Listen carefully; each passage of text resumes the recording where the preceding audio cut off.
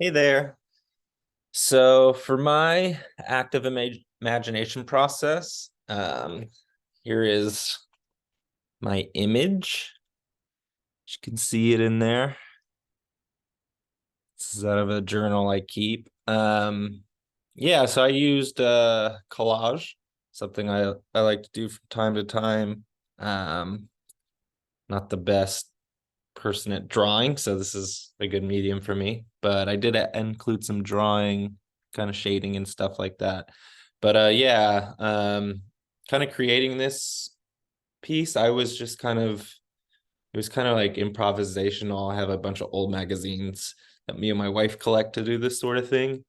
And so I'm just kind of picking pieces that, it's just kind of like a flow. There's not too many thoughts going on. And yeah, very intuitive. And so, yeah, that's what it looks like. Um, so for my process, for my active imagination, what I found helps me is um, playing my ukulele. I kind of will play two chords back and forth, and just it's kind of like hypnotic in a way, and it'll help me from getting like that chattery part of my brain to turn off, I guess, and kind of focus in on the image.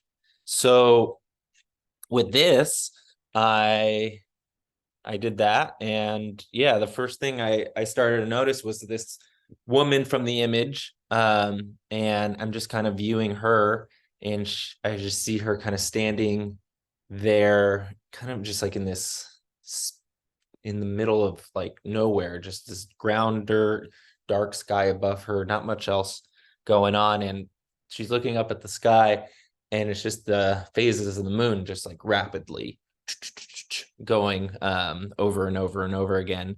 And she's fascinated by this. And so she reaches towards the moon, and all of a sudden it's in the palm of her hand, and she begins eating it. And it's just like it's a very like immediate thing. It works really fast in my mind. But she eats it and just starts swelling up and floating towards the sky. It's almost like she's becoming the moon now. She's this round shaped figure. And I remember feeling really anxious when this was happening. Like, is something bad gonna happen? But I remember just kind of like, I don't know if it was like eye contact or what, but just kind of this feeling of like her communicating to me, like, it's okay. This happens. This is not, everything's gonna be okay. And so she's floating through the sky, and this bird just starts to kind of like guide her towards this like soft, like fuzzy nest. And then this nest is now this large cow who's back. This cow's like the size of a mountain. And immediately she's just like now just giving birth to this child. And the child has this lamb's head with like, a human's body.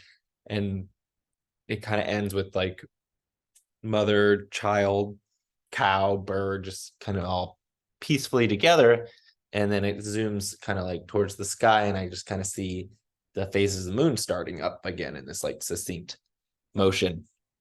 So yeah, that was my imagination process. And so in applying amplification, um, a lot of things came up. I took a lot of ideas from like Buddhism and Hinduism, Christianity, and the Iroquois people. So the first thing that I came up was Adam and Eve, this image of the woman like grabbing the moon and eating it.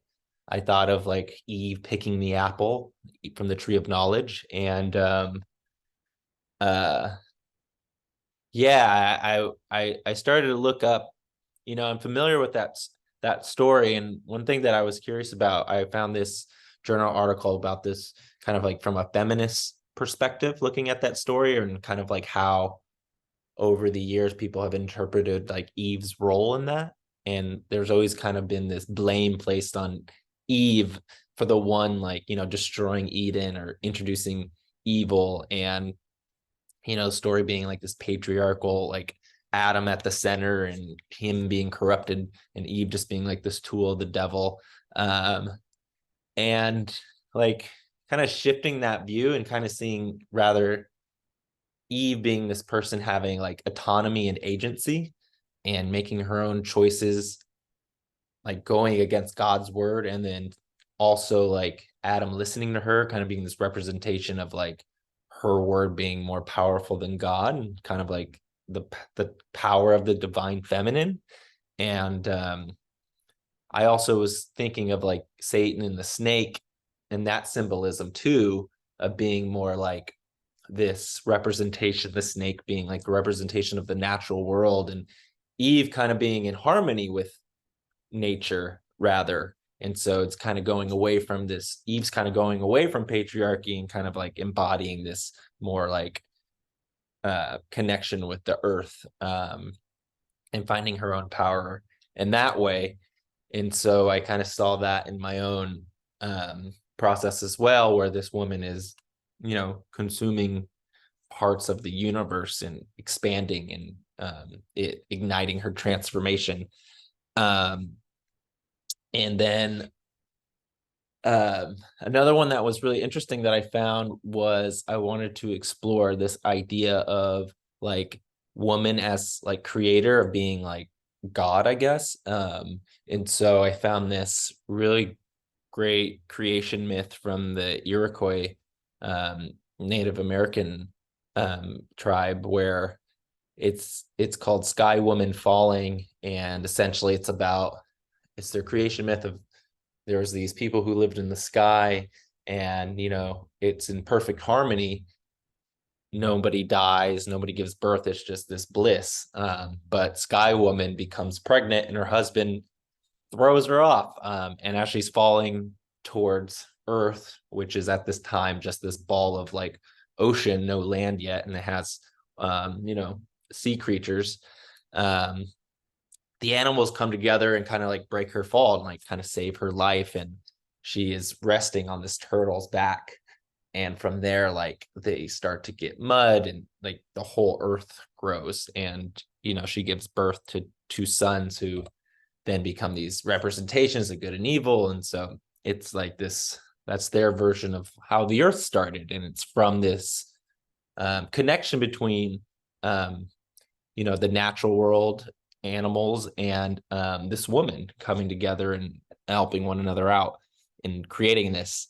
And yeah, I mean, that mirrors my active imagination so similarly, where you literally have this bird bringing this woman and guiding her to this cow's back, where she then gives birth. It's almost like a one for one retelling of that story, and just really emphasizing like the divine feminine in the natural world, like being this powerful creative force. And I think in this class I took over the summer ecology of space, or of spirits, I read that story, and so I think perhaps like it was coming through and getting told in this. So yeah, and then one of the other pieces of amplification that I found interesting was this idea, like at the end where they're all together and then they look up and they see the moon just starting its phases again. And I just kind of noticed this as like the life cycle, and this idea that life goes on and repeats. And it made me think of like Buddhism and Hinduism, and how they believe in reincarnation and the stories you hear, and like how like karma impacts what you will be in the next life. And so I thought about like seeing this child being born with the lamb's head, and kind of like this reincarnation of like it's not human, it's reborn into something new, or it's different, it has this lamb's head, and like what could that mean potentially. And when in looking at like symbolism for lambs, like goats and lambs are sacrificed to gods all the time because they represent like purity and, you know, kind of like this like fresh start. And so I thought, like, is this like this karmic fruition of like this hope for the future, like this clean slate? So yeah, those were some of the ideas and things I found in my amplification process. And yeah, it's really good stuff. And I'll just kind of leave you with that image again if y'all want to see it. And yeah, it was just kind of like my mind really got to like tell a story by looking at this. You could see everything there. Nothing really came up with the oranges. I guess she ate the fruit, but yeah. So yeah, thanks a lot.